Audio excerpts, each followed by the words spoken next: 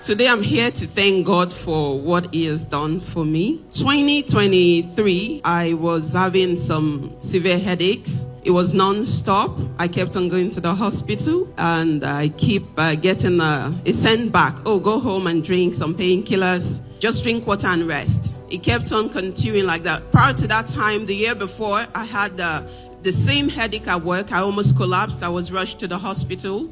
And after several hours, I was sent home. They said they couldn't find anything.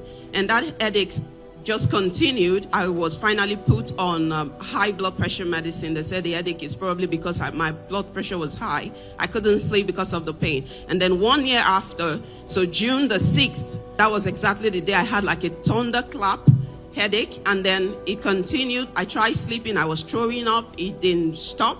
And then it continued like that till the next day that I was rushed to the hospital. I got there. Few hours later, they sent me back home. They're like, it's okay. So now everyone would think when you live abroad, there is rapt attention to anything that's regards to your health. But no, there was negligence. They kept on sending me back home. And at the end of it, it continued. After a week, I noticed my left eye was beginning to drop. And I said, this is not normal because my eyes are not like this. The thunderclap came back. The headache just came like it, very painful from nowhere. I screamed and then I called my mom.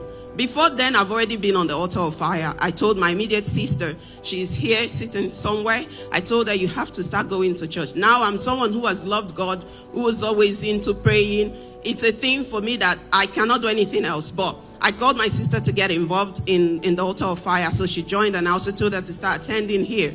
And then she started coming. When this headache came, I called my mom. She doesn't live far away from me. Quickly, she got to me and I went to the hospital. They left me for a few hours and I was supposed to go to the program in the UK with Pastor Jerry. I bought my ticket, booked hotel, everything, prepared. But I couldn't because I was at the hospital. My mom was asking me, are you sure you'll still be able to go for your program? I said, when I get out from here, I will go. So she said, okay, few hours. I was still there from 9 in the evening to like 4 in the morning. They still not attended to me. And finally, they sent me into the MRI to check. That was when they said there's a bleeding in my head. And I was supposed to be rushed to the hospital, a bigger one, immediately. Now they put me back in the room. So I told them I was pressed. I wanted to pee. God so kind, my mom came back and I told my mom, Mom, come with me. I needed support now. So she followed me into the toilet. That was where she said I collapsed. I didn't remember anything afterwards. I woke up 9 days after. And I was told that they did an operation in my head for brain aneurysm. And it was 9% chances that I have to live. But my mom said, she is my daughter, but she belongs to a place where they don't die. Young people don't die. So this one will not die. My daughter has 1,000 chances to live. So they did the first one. They came back and said, she might not remember anything. So this is the serious part. You have to go bring her pictures. So she has to relearn herself when she wakes up. She has to know who she is. She will not be able to walk. She will have loss of memory. She would need help and support. My mom says, no, I know my daughter. She would come back fully as she went back. So she kept on praying. So the doctor left and closed the door. So she kept on singing. NSPPD was praying while I was unconscious. To them it looked normal, but to me, I had a situation where it felt like a spiritual battle. Now to them, they're sending me through an MRI machine to do their checks to see what's going on in my brain. I was seeing a battlefield. I was seeing myself being put on a rail to go in, and then there were people holding hands. It was a dark place. I didn't know who these people were, but they were coming with me, to me, with full force. And all I could say, I was speaking in tongues, and I say, in the name of Jesus. When I do in the name of Jesus, I see them melting. It was like that. I did it the first time, and they said, oh, we couldn't get the test. Let's go back again. I said, I'm not going. I don't know what I'm seeing. The doctor was like, what are you talking about? I said, you wouldn't understand. Now I was unconscious talking to them. They said, and then it happened again, but I used the name of Jesus to conquer all of these challenges. And then I came out. And then when I woke up, they asked me, where are you? I was telling them the first hospital I was at. They said, no. I kept on arguing that that's where I was. But finally, I agreed that that's where I am now because that's the place that I am. And I asked, where is my mother? And then they asked me my name. I told them my name. They say, what do you remember? I was telling them. And then I asked the nurse, I said, why are you asking me this? They said, no, it's just procedure. I said, do you want me to tell you what happened 10 years ago? And then it was like, okay, it seems everything was fine.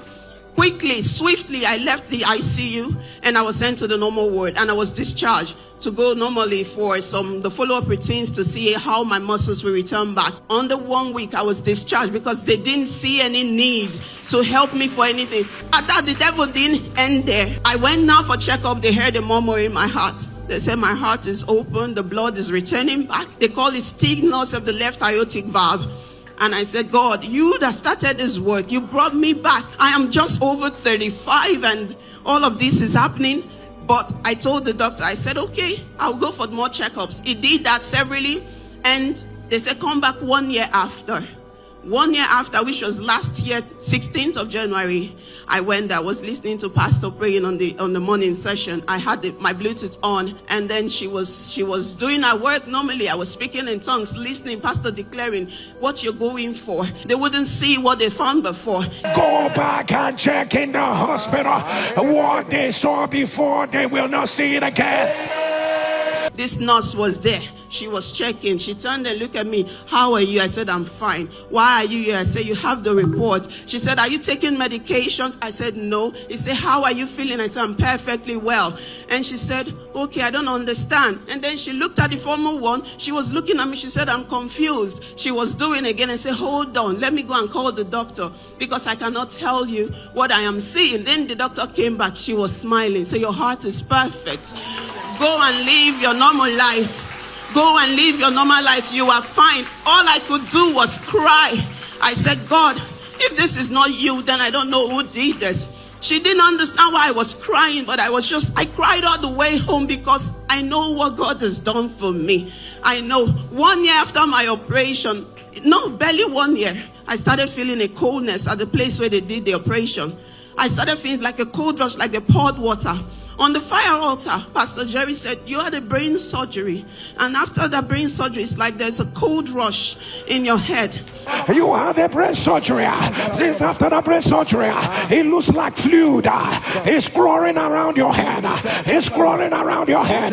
If you are the one putting on the live stream, the devil is a liar. Oh, yeah, now, so let it be reversed. I didn't know, but I shouted. After that day, I just noticed the coldness stopped because I would touch my head like who is pouring water on my head. There is nothing coming, but I could feel like water is draining. But God, in His infinite mercy, He made me perfect. And I'm standing here today. They said I cannot walk. Here I am. They said I might be paralyzed. Here I am. They said my eyes might not return normal. Everything is perfect. And I woke up raising my hand saying, the Lord has showed Himself strongly, mightily, made a name for Himself through my life because He did what the doctors called impossible. The doctors don't even know how and what happened, but here I am standing on my feet. And Pastor Jerry, may God bless you who are on a different level of fire. I said, may God keep you, strengthen you, cause your fire never to go down, and of your increase, Pastor Sir, there will be no end. In the name of Jesus,